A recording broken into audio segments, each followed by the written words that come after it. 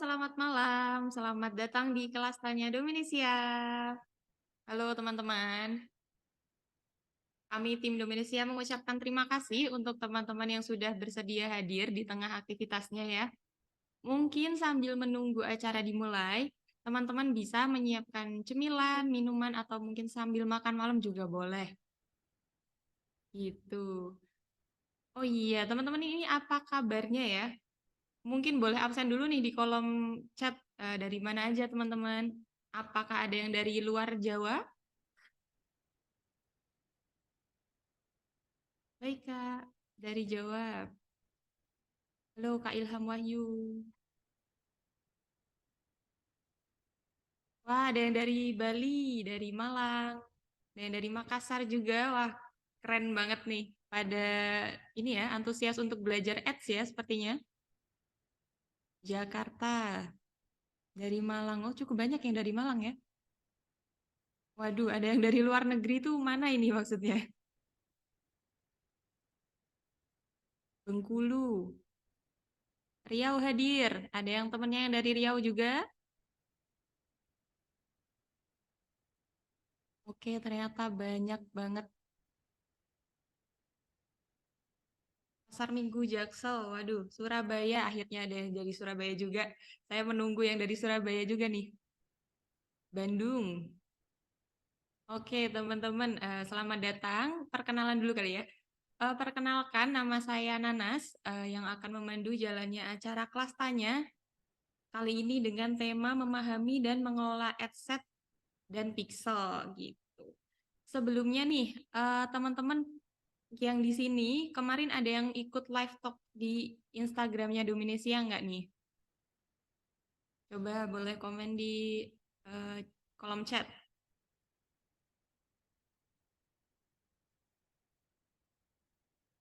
Sepertinya, sepertinya ada yang sudah join tapi belum komen ya.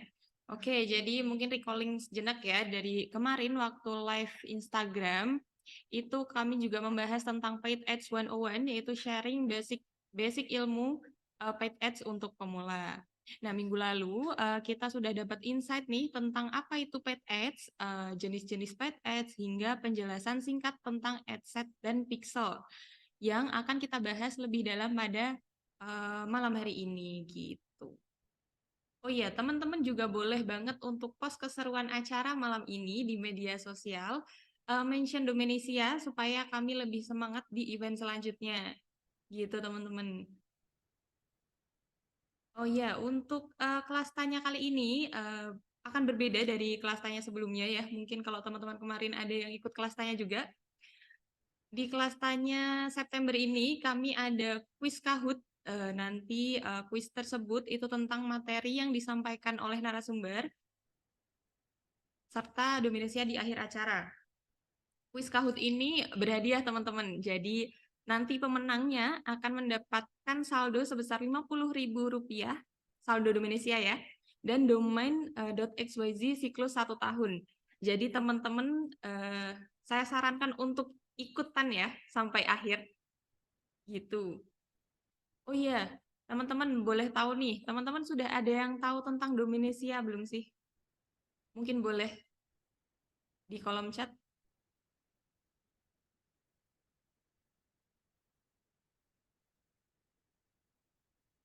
Oke, mungkin saya jelaskan sedikit ya.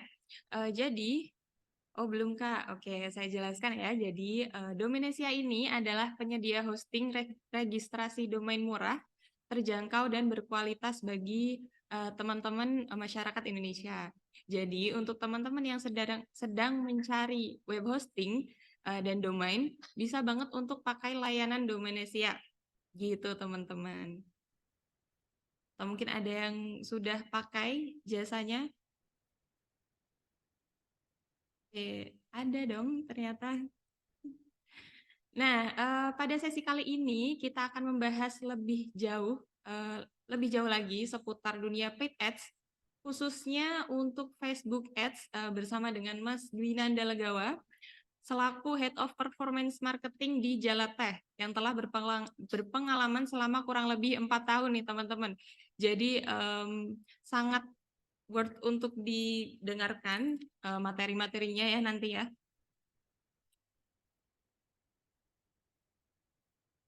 Ada yang bertanya, apakah servernya di Indo, Kak?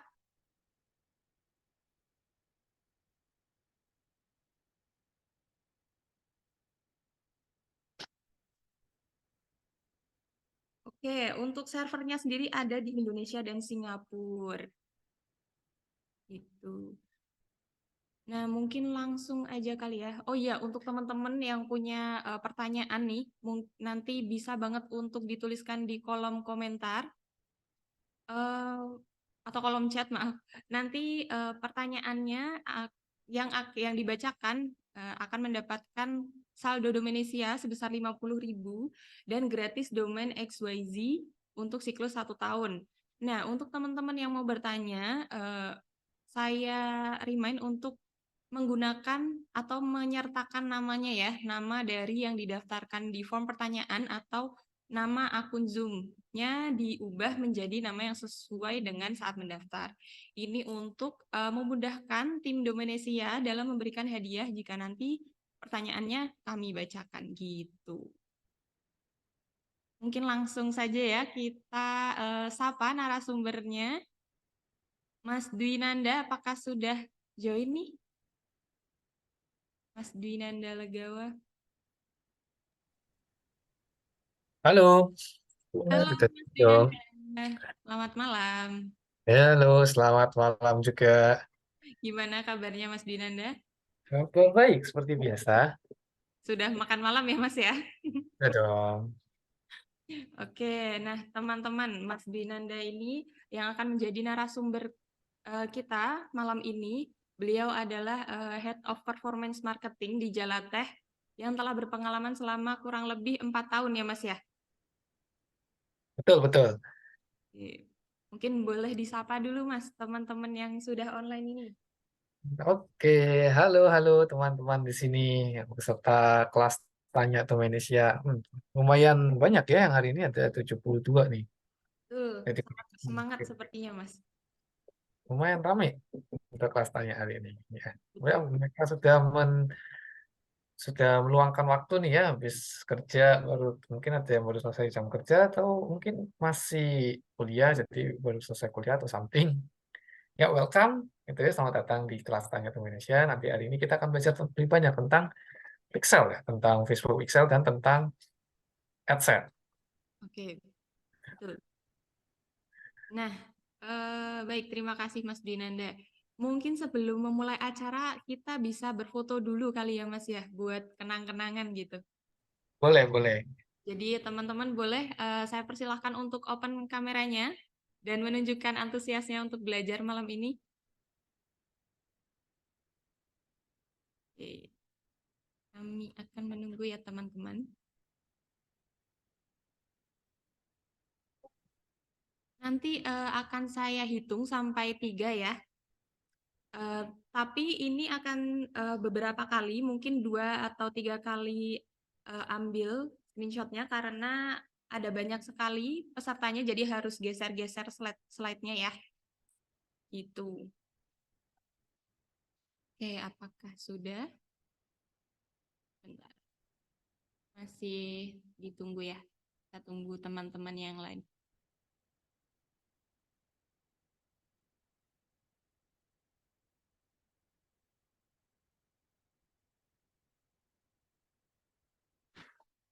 Oke. Oke, saya hitung ya teman-teman. 1, 2, 3. Oke, lagi. 1, 2, 3. Oke, sekali lagi. Mungkin teman-teman boleh berpose kalau memang mau berpose ya. 1, 2, 3. Oke, terima kasih teman-teman. Oke, boleh untuk dimatikan kembali kameranya agar tidak berat ya. Nah, dari foto-foto tadi mungkin ada teman-teman yang ikut screenshot juga. Nah, itu teman-teman boleh banget untuk share di sosmed dan mention Domenesia dan Mas Dwi supaya kami semakin lebih semangat lagi mengadakan kelas tanya berikutnya. Gitu. Mungkin tanpa berlama-lama lagi, kita mulai aja ya sesi utama untuk belajar tentang paid ads ini. Boleh silahkan Mas Dwi untuk memaparkan materinya. Oke, kalau begitu mari kita mulai ya kelasnya. Kita akan membahas tentang dunia Facebook Ads dan Pixel. Nah, di sini mungkin masih saya yakin rata-rata di sini harusnya sudah pernah bersinggungan ya dengan Meta Ads atau bersinggungan dengan Facebook Ads. Minimal mungkin sudah pernah coba-coba iklan yang versi gampang. Apa itu iklan yang versi gampang ya? Instagram Boost Post lah minimal. Atau mungkin sudah pernah baca-baca tentang Meta Ads, tentang Facebook Ads ya di mana entah di kelas online yang lain atau mungkin di resources-resources yang lainnya kayak gitu. Nah, di sini kita akan membahas fitur yang lebih dalam sebenarnya, fitur yang lebih dalam dari si Meta Ads ini. Nah, sekarang kita akan mulai dari fitur dari itu ya apa fitur basicnya Pixel dulu. Dan sebelumnya kita akan sedikit review tentang Facebook Ads itu apa. Nah, Facebook Ads itu ya pokoknya solution untuk iklan di sosial media ya, terutama di Meta Group atau di Facebook dan di Instagram lah intinya. Facebook dan Instagram dan Facebook Ads memberikan kemudahan promosi yang yang sangat-sangat apa sih sangat-sangat tidak ada barrier gitu. Karena semuanya bisa dan kita minimum spendingnya sangat-sangat kecil itu, cuma 20.000 aja. Ini kita bisa menjangkau audiens lebih luas dalam waktu yang lebih singkat dan tentunya dengan budget yang terjangkau. 20.000 aja kita sudah bisa mulai iklan. 20.000 aja kita sudah bisa menjangkau yang kita inginkan. Bisnis kita bisa diketahui oleh orang-orang di luar sana. Gitu. Nah, tentunya ada banyak tools yang bisa menunjang performa dari iklan kita ya. Tentunya salah satu tools tersebut adalah Metapixel atau Facebook Pixel. Dulu sebelum Facebook berubah menjadi Meta, namanya Facebook Pixel ya. Sekarang sudah Metapixel. Nah, Facebook atau Metapixel ini adalah salah satu tools yang bisa kita gunakan ya. Kita digunakan misalnya untuk membaca audiens yang terjadi di luar ekosistem iklan. Apa itu maksudnya terjadi di luar ekosistem iklan? Kalau misalnya kita ngiklan untuk Facebook, untuk Buzzpost, misalnya Instagram Buzzpost, atau kita tetap menggunakan ekosistem Meta, misalnya kita kirim ke WhatsApp, itu kan data-datanya masih bisa kita baca ya, meskipun kalau yang ke WhatsApp kayak data yang terbaca juga limited gitu, paling hanya message-nya saja, jumlah message yang dimulai dari iklan tersebut. Sedangkan kalau mau yang lebih dalam lagi ya nggak bisa. Tapi kan kita bisa juga melempar iklan tidak hanya antar ekosistem Meta, tapi ke ekosistem kita. Kayak contoh landing page. Landing page itu kan punya kita, bukan punya Meta, bukan punya Facebook. Landing page, website, aplikasi, itu kan punyanya kita semua, bukan punyanya Meta. Nah, kalau kita melempar traffic ke tempat kita, bukan ke tempat Meta, otomatis Meta tidak punya hak dong. Dia tidak punya akses untuk membaca kebiasaan audiens tersebut. Nah, Meta memberikan solusi. Oke, kalau kamu melempar audiens atau kamu memindahkan audiens dari ekosistem kita, dari Facebook, dari Instagram, pindah ke landing page-mu, pindah ke website-mu, ini aku kasih tools supaya kita tetap bisa baca dan kita tetap bisa mempelajari audiens-audiens seperti apa yang kau mau. Nanti kita akan bahas lebih dalam lagi tentang bagaimana sektor bekerja dan dampaknya kepada optimasi iklan dan optimasi delivery iklan. Gitu. Nah, contoh kasusnya apa? Kita butuh periksa biasanya nih. Kalau untuk e-commerce ya, untuk yang online, di sini yang punya order online, yang punya Merdu, atau mungkin punya punya WooCommerce, punya WordPress WooCommerce, itu pasti sudah ketemuan dengan Pixel. Kenapa? Pembelian terjadi di sana tidak bisa dibaca oleh Facebook. Jadi kita pakai Pixel lagi kita kirim ceritanya. Lalu bisa di-install Facebook dan kemudian bisa dijadikan data itu dijadikan untuk dasar sebagai penayangan iklan. Untuk penayangan iklan itu. Jadi audiens-audiens yang jenis apa yang harus dijangkau dan momennya momen-momen yang seperti apa yang harus dijangkau. Gitu.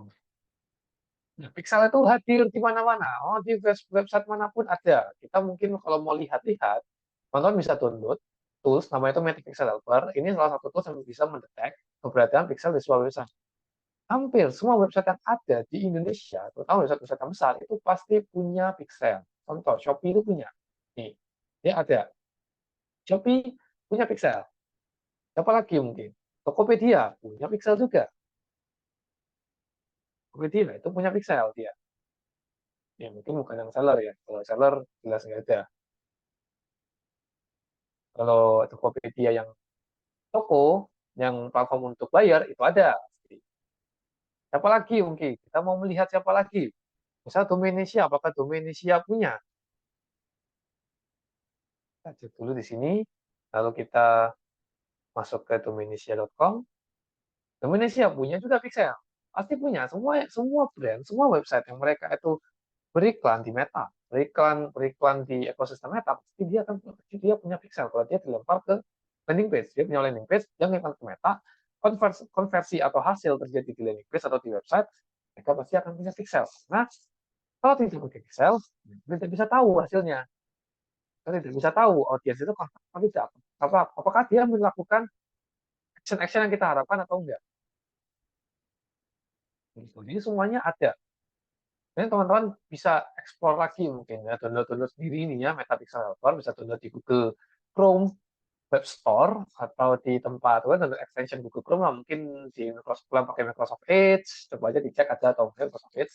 Kayaknya sih belum ada, yang ada di Google Chrome itu pasti sudah ada. Itu bisa di-download, terus nanti teman-teman bisa langsung mulai gitu.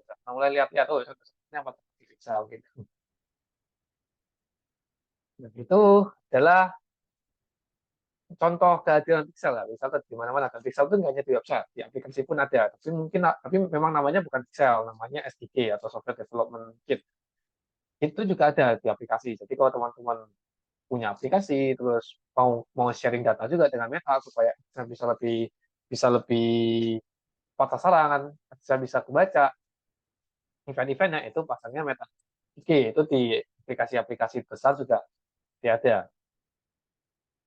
Itu pixel bisa dicek dimanapun dengan menggunakan extension Pixel Helper. Bisa download saja di Chrome Web Store ya. Nanti teman-teman bisa langsung download itu gratis. Nanti langsung bisa melihat pixel-pixel yang hadir di website-website favorit teman-teman. Gitu. Nah, apa nanti kasus apa aja tapi? Apa contoh kasus-kasus yang membuat kita tuh butuh sama pixel? Ada 3 nih contohnya. Contoh yang cukup sering terjadi ya.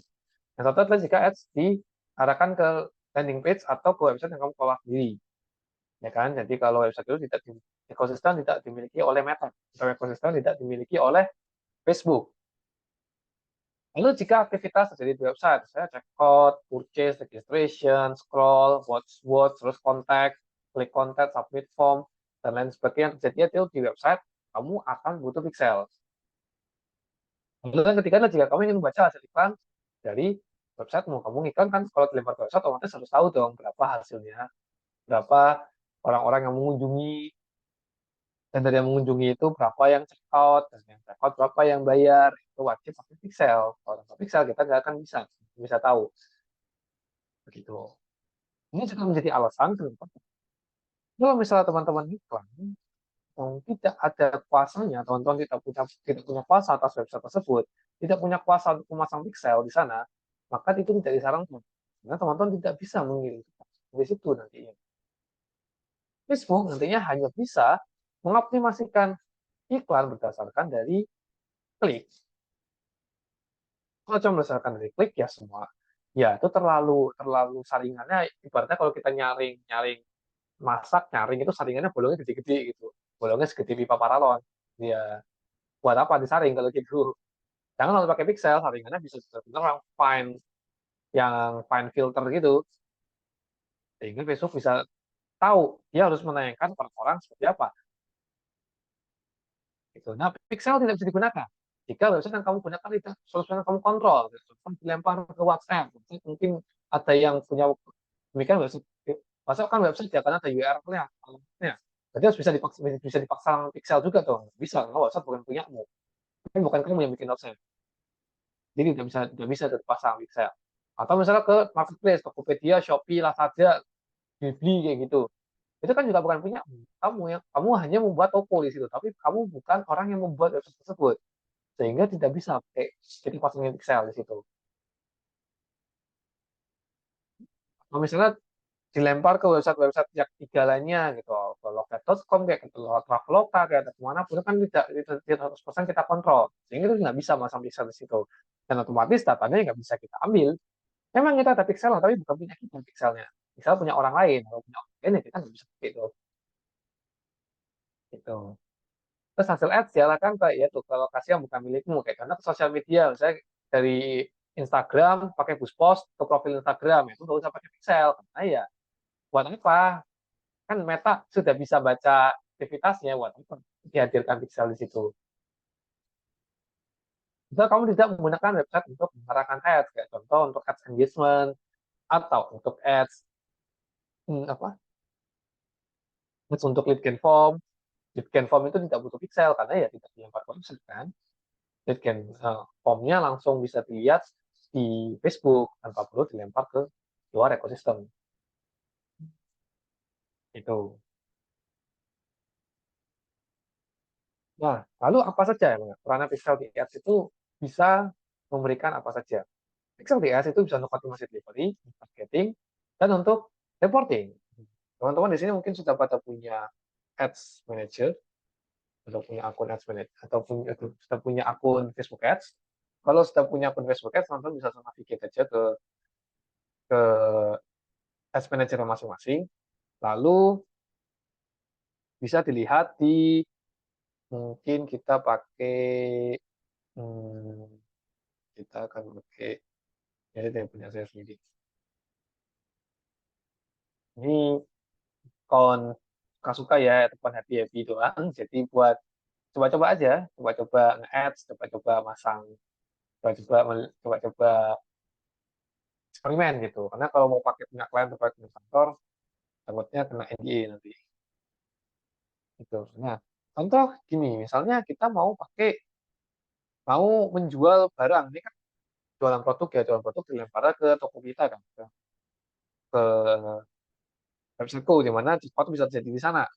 Maka kita bisa pasang tuh pixelnya. Kita akan pakai itu pixel sebagai performance goal atau sebagai istilahnya surat perintah gitu ke Meta. Surat perintah ke Meta untuk memberikan perintah, ini loh, ini event yang aku cari. Dan tentunya tidak hanya purchase yang bisa dipakai, atau macam-macam. Ada, bahkan kita bisa pakai standar event set dari Facebook. Ini ada 8 standar events dari Facebook, dan atau pakai custom yang kita punya, custom yang kita bikin sendiri. Dan mungkin itu akan kita save untuk selanjutnya ya, selanjutnya kita bahas di sini dulu. Jadi kalau misalnya kita kasih purchase, nanti nanti si Facebook itu akan bisa, dia akan menayangkan iklan ke audiens yang dirasa cocok. Karena kan kita lihat di sini targeting kan. Kalau kita targeting, apalagi targeting Facebook sekarang sudah automatically broad gitu. Kita tidak disarankan untuk menggunakan targeting yang terlalu niche atau targeting yang terlalu sempit. Memang tidak disarankan sama. Tapi dengan begitu kan audiens yang kita jangkau jadi gede banget. Ya kan, jadi gede banget. Ini bisa jutaan gitu nilainya. Jutaan saya puluhan juta. Nah, dari puluhan juta orang itu kan nggak mungkin semua orang itu relevan semua sama kita.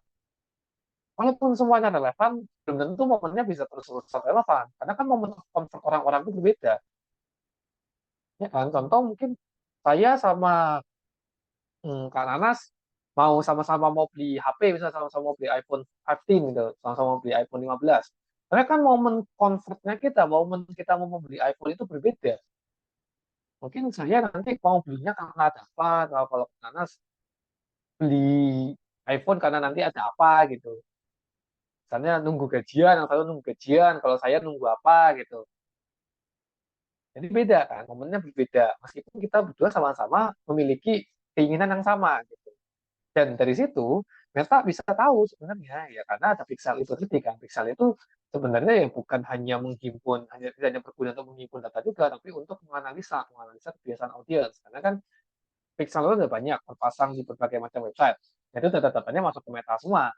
Dan dengan data-datanya pada masuk ke Meta, ya Meta otomatis punya hak atas data tersebut dan dia bisa menganalisa jenis-jenis orangnya. Kayak begitu, jenis-jenis kebiasaan audiens yang ada, pengguna yang ada di Meta. Gitu. Nah, itu contoh tadi yang sudah purchase. Nah, kalau misalnya yang lain bisa kita pakai mau ya leads, mau initial checkout, mau view content, atau apapun lah, apapun jenisnya mau kita. Yang penting selama itu bisa dikirimkan ke Meta, ya itu bisa dipakai. Kita bisa pakai untuk sebagai suatu perintah. Jadi Meta ini misalnya kalau saya pilih purchase, ya berarti carilah orang yang memiliki kecenderungan untuk purchase. Gitu. Dari 118 juta orang ini. Cuma bayangkan kalau nggak di pixelnya. Gimana caranya? Otomatis Meta dia akan jangkau random kan di 118 juta ini. Cuma bayangkan kalau klik. 118 juta ini memiliki kecenderungan untuk klik bisa berapa puluh juta. Iya kan? Itu bisa habis budget berapa banyak tuh. Buat menjangkau juta-jutaan orang yang tidak relevan sama kita. Ya kan? Mungkin kita bisa breakdown dari 118 juta, ternyata yang relevan cuma 2 juta doang. Ya kita bisa habis budget berapa ratus juta untuk menjangkau 116 juta sisanya. Yang belum tentu itu relevan. Karena relevan cuma 2 juta tadi. Ya gitu. Sebenarnya pixel itu krusial, terutama untuk kalian yang mau yaitu aktivitas konversinya terjadi di website, aktivitas konversinya terjadi di landing page. Kalau kejadiannya kayak gitu, mau nggak mau kalian harus pakai pixel, karena kalau nggak kayak gini kasusnya. Dan kan solusi audiens sama Meta makin hari makin bergantung sama AI juga kan. Ini sekarang bahkan sedikit jadi advantage plus audiens. Dulu kan kita bisa milih itu audiensnya mau kayak gimana. Sekarang audiensnya benar-benar pakai AI gitu.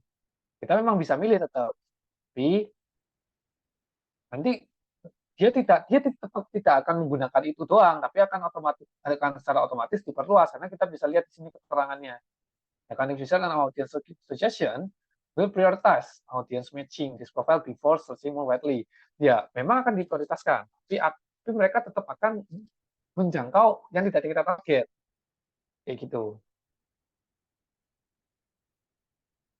Sebenarnya memang kenapa kok Meta melakukan pendekatan gitu? Mungkin kalau dibandingkan dengan tahun-tahun sebelumnya, dengan tahun-tahun yang dulu, mungkin di sini ada digital marketer atau advertiser yang sudah cukup lama ya, mungkin dari tahun 2012, 2015, itu zamannya perilaku digital belum sekompleks sekarang, ya kan? Makanya perubahan manusia itu kan ekspektasinya berubah, manusia itu behaviornya berubah. Contoh habis dari pandemi aja kita bisa tahu kan behavior manusia itu berubah. Behavior manusia itu berubah, ekspektasi manusia berubah, sehingga platform pun juga harus mengikuti perubahan tersebut, sehingga tidak ditinggal. Dan experience, pengalaman iklannya itu bisa tetap terjaga. Jangan sampai pengalaman beriklannya jadi jelek, gitu. Iklan yang muncul jadi relevan, iklan yang muncul jadi intrusif, dan lain sebagainya. Ini kita ya mau nggak mau harus ikut update-nya, bentuk kan ada pros and cons ya, pros and cons pasti akan ada. Ya salah satu kontranya ya ini kita nggak bisa milih targeting yang benar-benar sangat-sangat sangat-sangat sesuai sama keinginan kita banget, mungkin belum tentu bisa kayak gitu.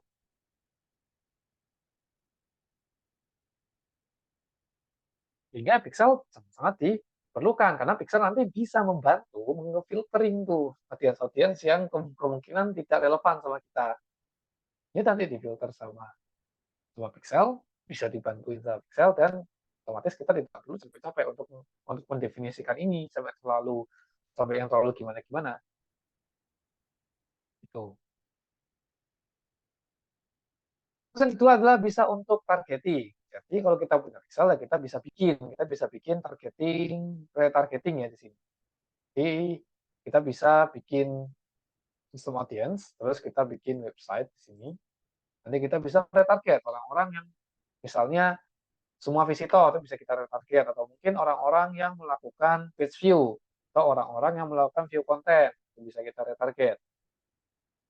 Sehingga nanti kita bisa memastikan orang-orang yang sudah melakukan sebuah aktivitas itu bisa kita jangkau lagi dan meningkatkan kemungkinan untuk konversi. Kayak contoh yang paling simpel apa? Kalau di dunia FMCG itu ada template yang cukup menarik gitu, template beriklan. Template beriklannya gimana? Jadi ketika sebelum momen orang-orang beli, biasanya kalau FMCG itu momen orang belanjanya ada di gajian sama di double date.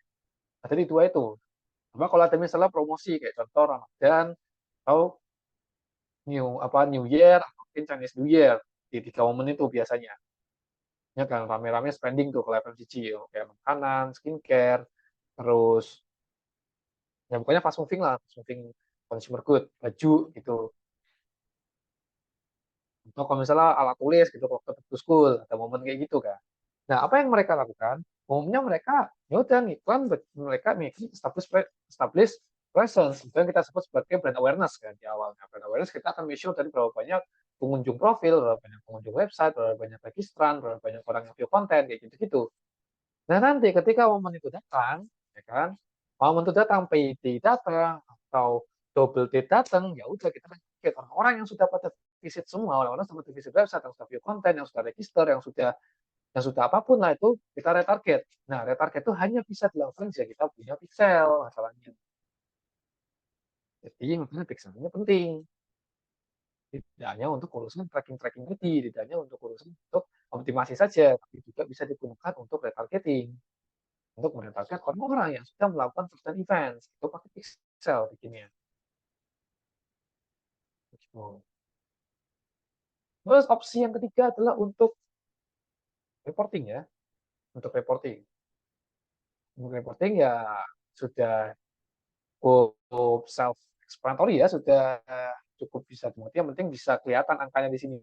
Jadi bisa kelihatan misalnya contoh kita punya kita punya yang ke arah landing page kan ada 2 ini ya. Kita boleh saya ganti dulu. Jadi this one. Nah, dari sini kita bisa tahu gitu. Dari ads yang kita tayangkan yang ngeklik itu berapa banyak, terus yang masuk ke dalam landing page berapa banyak, dan yang lanjut ke event selanjutnya berapa banyak, dan berapa banyak. Tapi di sini kan nggak ada, ini kan bisa jadi insight buat kita, oh ternyata iklan kita masih kurang efektif. Di sini memang saya masang iklannya kurang efektif di sini. Terus saya improve. Contoh ya karena efektif gimana? Ya tidak hanya berhenti sampai content view doang, tapi dia bisa sampai check out, berarti bisa sampai purchase gitu. Berapa persen nanti kita bisa melihat gitu. True-nya berapa persen? Orang-orang yang sebelumnya melakukan event sebelumnya terus yang next lanjut ke event selanjutnya itu berapa banyak? Kayak gitu. Nah, otomatis analisa kita tidak hanya berhenti sampai di ekosistem ads saja, nggak cuma sampai di CPC, sampai di CPM doang, sampai di CTR, enggak. Kita akan bisa lanjut ke stage berikutnya sampai kita bisa menganalisa aktivitas yang dilakukan oleh orang-orang di dalam website, di dalam landing page.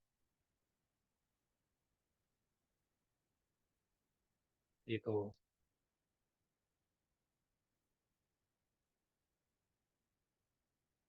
Nah, oke, kalau gitu kita lanjut lagi. Ya itulah kurang lebih 3 peran utama pixel ya. Sebenarnya untuk targeting ada tambahan lagi, yaitu dia selain menjadi targeting, dia juga bisa menjadi source of audience kita ya, karena source of audience itu sebenarnya tidak hanya terbatas dari data Facebook, tapi juga bisa pakai data kita sendiri. Kayak contoh, misalnya kita mau bikin targeting orang-orang yang memiliki kecenderungan yang sama untuk mengunjungi website kita. Itu bisa kita buat. Jadi misalnya kita create custom audience di sini, kita ambil kan kita nanti bikin targeting tadi yang dari pixel ini all website visitors, kita bisa tulis.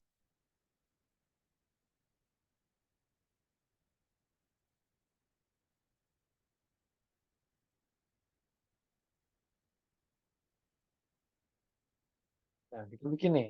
Ini kita bikin retargetingnya, kita bikin audience yang berdasarkan pixel, lalu kita bisa bikin ini dengan menggunakan lookalike. Kita bisa kembangkan.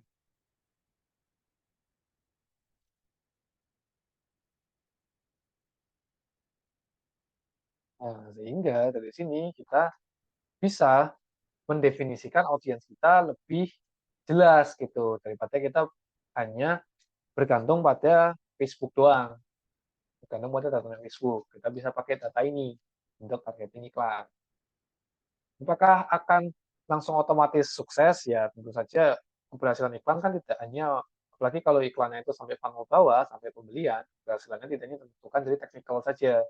Sehingga ya menguasai pixel itu kan jaminan iklanmu akan gacor ya. Tidak jaminan iklanmu akan efektif. Tapi itu akan meningkatkan kemungkinan iklan menjadi efektif. Karena faktor-faktor lain itu bermain peran kayak faktor produk, faktor promosi, faktor kreatif, terus faktor dari brand equity itu juga bermain peran. Jadi tidak hanya karena kamu punya pixel terus langsung otomatis akan bagus semua hasilnya. Tidak begitu.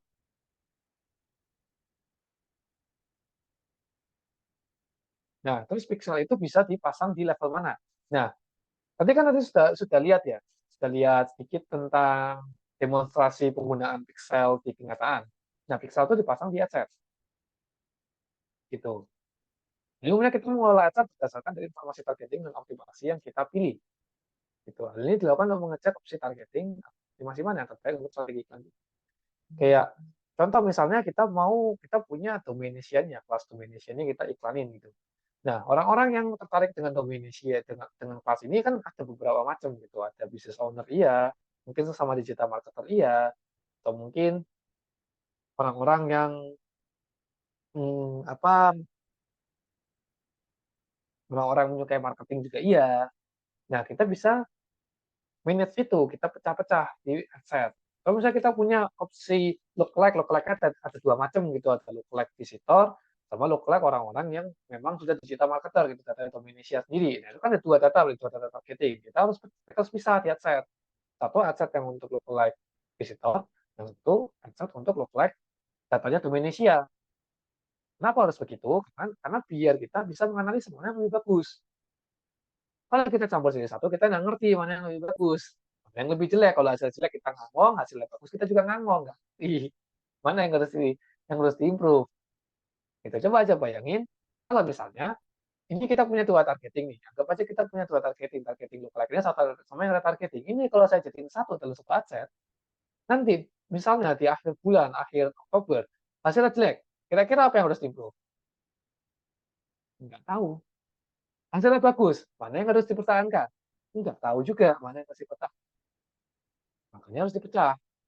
Like sendiri, target yang sendiri. Ya kan kelihatan di akhir bulan, yang lebih bagus. Mana yang lebih jelek? Ya kan kelihatan di akhir Oktober yang lebih jelek mana? Yang visitor atau yang lookalike lebih jelek. Kita buktiin. Budgetnya fokusin ke yang retargeting. Dengan catatan retargetingnya jangan sampai habis audiensnya. Karena kalau kita retargeting, berarti kan kita mau target ulang nih. Nah, orang-orang yang target ulang ini jangan sampai habis dong. Harus ditambahin terus. Harus ada terus. Gitu.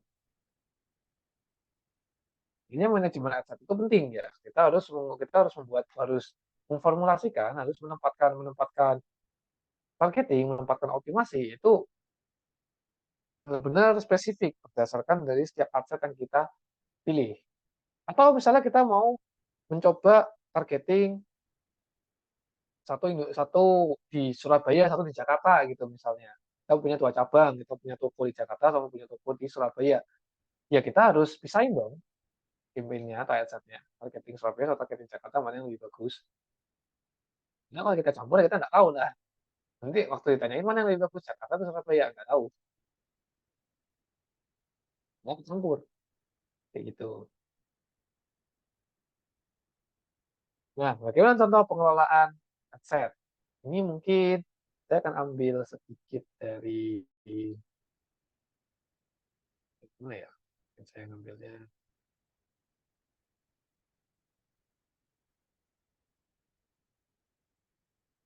Mungkin saya akan ambil dari sini misalnya. Ini kan targetingnya kayaknya baru satu doang. Nah, saya scroll dulu, saya melintas.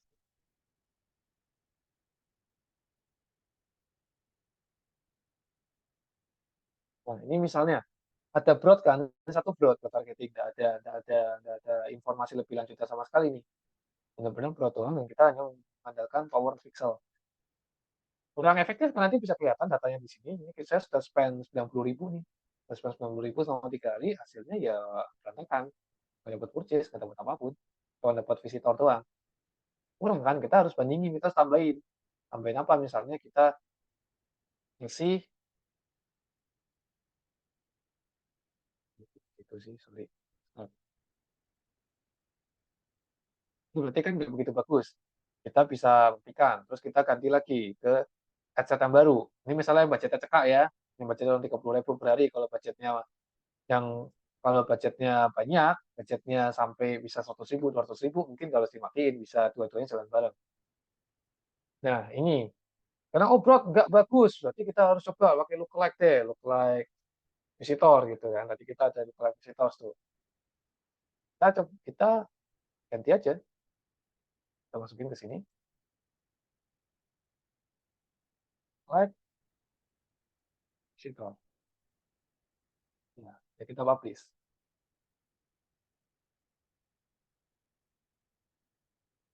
Nah, nanti kita mungkin di bulan depan, di Oktober, atau di minggu depan, kita bisa lihat performance-nya. Apakah yang lookalike ini lebih bagus atau enggak. Kalau yang lookalike ternyata lebih bagus, ya berarti kita akan bertahan lewat lookalike ini. Minimal data-data di level app-nya, di level CPM, di level click-through rate, itu lebih oke. Kalau lebih oke, udah kita akan bertahan di situ dulu. Kalau misalnya enggak oke, ya kita cari lagi, cari opsi targeting lagi. Dan ketika kita melakukan opsi targeting, kita duplicate lagi adset-nya. Jangan dicampur jadi satu, nanti berantakan datanya. Kenapa jangan dicampur jadi satu? Misalnya gini, misalnya bro, tapi kan kita ganti di sini misalkan kan diganti habis itu tayang ya udah itu sudah terganti. Nah, kalau kita mau review gimana? Kamu inget nggak gantinya kapan? Kalau nggak ingat gantinya kapan dan apa yang kamu ganti, ya jangan melakukan hal itu, bahaya. Nanti kita tidak bisa melakukan evaluasi, kita nggak bisa melakukan backtrack gitu. Kita nggak bisa tahu, oh sebelumnya memang salahnya di sini gitu. Otomatis apa? Nanti kita lagi clueless terus, kita nggak tahu terus apa yang harus di-improve, kita nggak tahu terus apa yang harus di-update. Jadi otomatis akan berbahaya ya untuk performance ads kita. Apalagi ingat loh, ads ini kita bayar. Kita bayar setiap hari ada budget yang kita keluarin. Jadi jangan sampai budgetnya itu in vain gitu. Budgetnya kebuang gitu aja. Jangan sampai kayak gitu.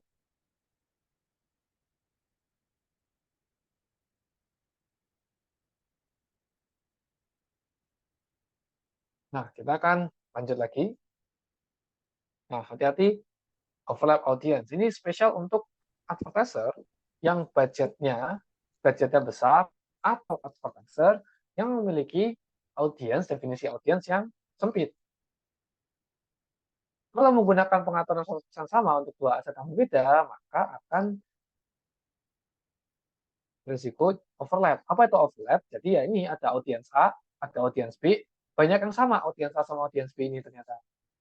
Kalau banyak yang sama, ngapain kita pakai yang berbeda? Karena nanti akan satu memperlambat learning phase atau memperlambat pembelajaran dari meta ads. Kenapa kok disebut sebagai memperlambat pembelajaran? Karena meta harus mempelajari dua hal yang sebenarnya sama. Dua hal yang sebenarnya sama harus dipelajari bareng-bareng gitu. Nah itu kan kita kan lawannya mesin ya. Mesin itu kan nggak bisa gitu kayak, oh dua ini sama ini satu tak matiin, dia nggak bisa kayak gitu. Manusia bisa kayak gitu. Mesin tidak bisa tahu kan. Jadi kita tetap jalanin aja dan karena overlap otomatis kita ada kompetisi sendiri. Antar iklan kita kompetisi sendiri. Jadi yang harusnya kita hanya membayar berapa, kan kalau di Facebook Ads itu pembayarannya lewat per impressions ya, berarti kan pakai bid CPM.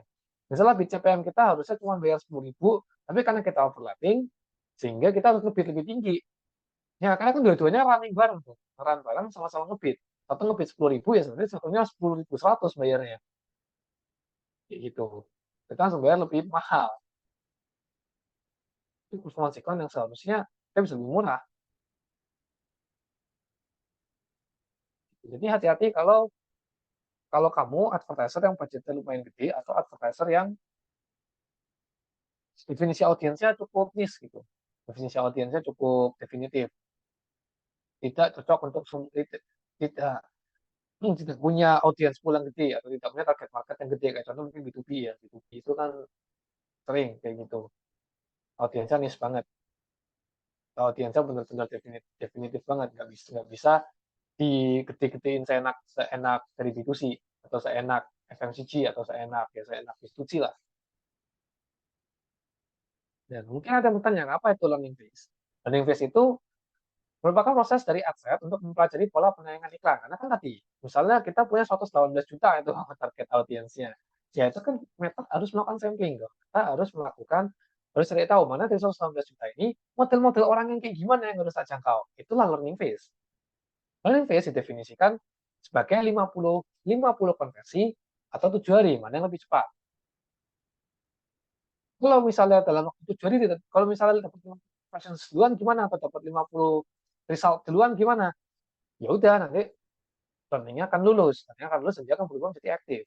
Tapi kalau dalam waktu 7 hari tidak bisa mendapatkan 50 konversi, dia akan menjadi learning limited statusnya. Learning limited itu yang warna orange. Statusnya warna orange. Kayaknya di sini ada nih yang kata learning limited. Kita cek dulu. Oke, di sini ada deh learning limited.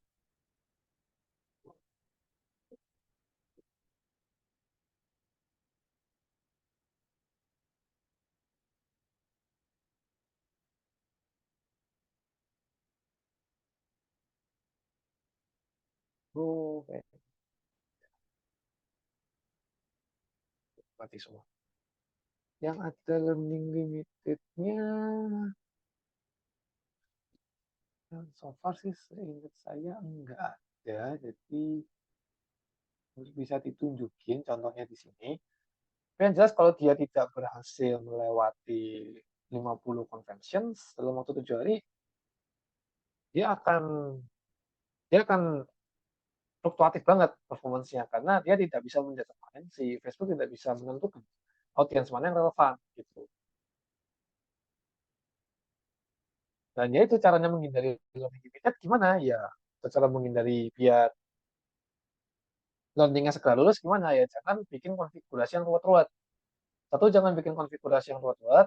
Dua, jangan mengalokasikan budget yang tidak masuk akal gitu. Mengalokasikan budget yang terlalu rendah. Biasanya bagaimana cara alokasi budgetnya?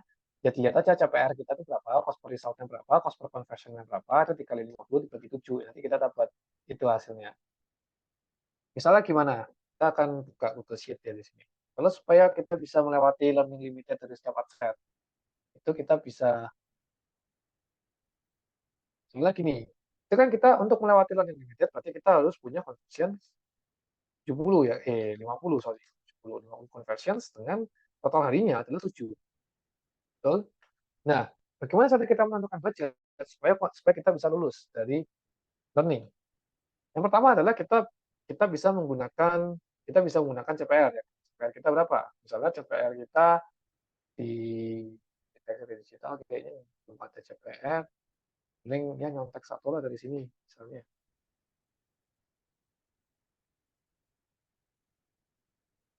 Dari situ, dari sini misalnya ini CPR ada di angka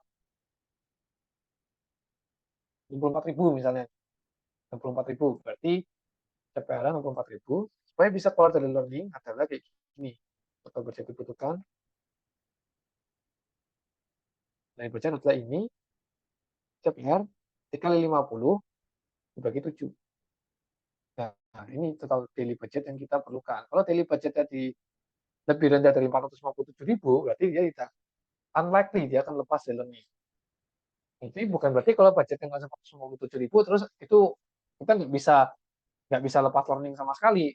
Itu ada cara-cara lain. Contohnya cara yang paling gampang adalah turunin CPR-nya. Pas misalnya turunin.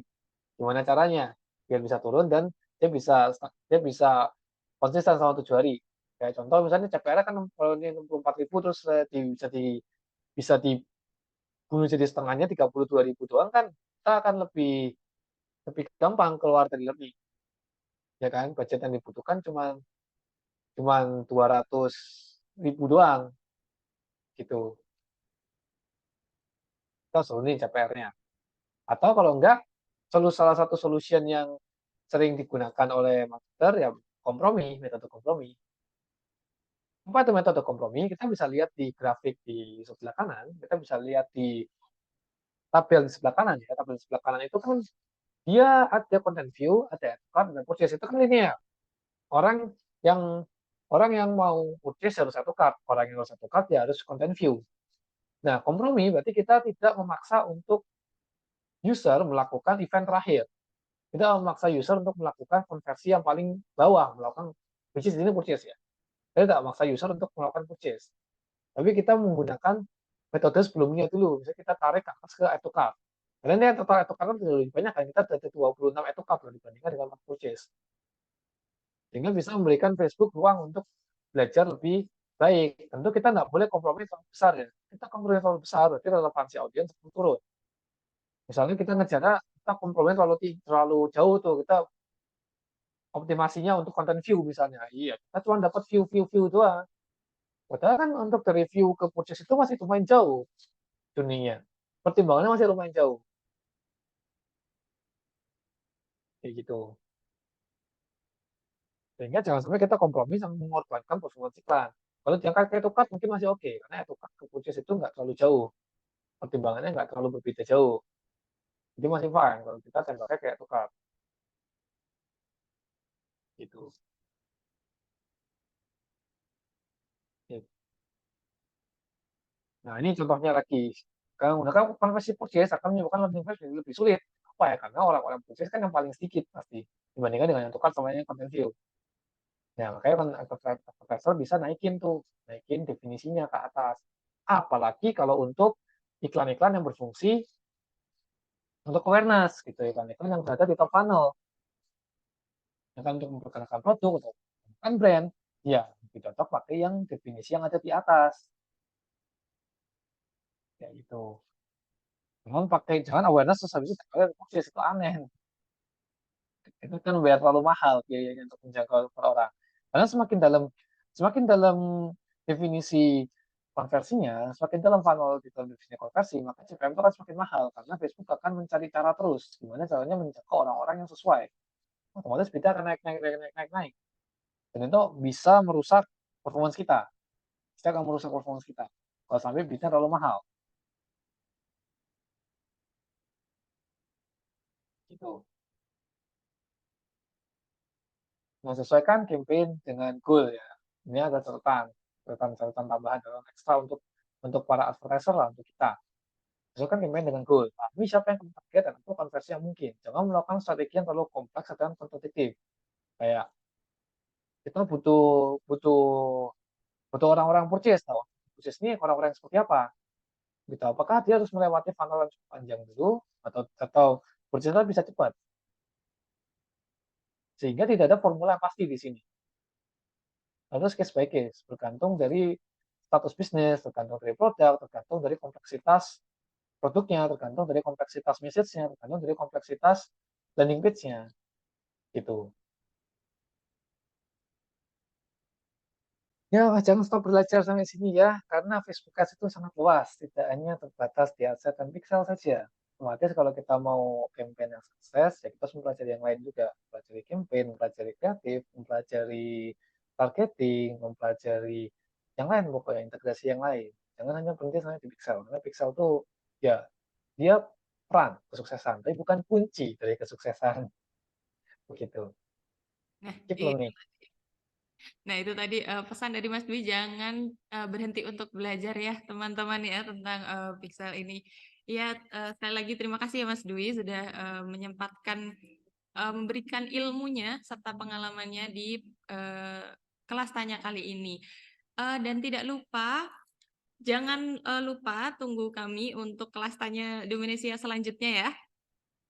Saya Nanas, undur diri. Sampai ketemu di kelas tanya Dominesia selanjutnya. Terima kasih, dadah.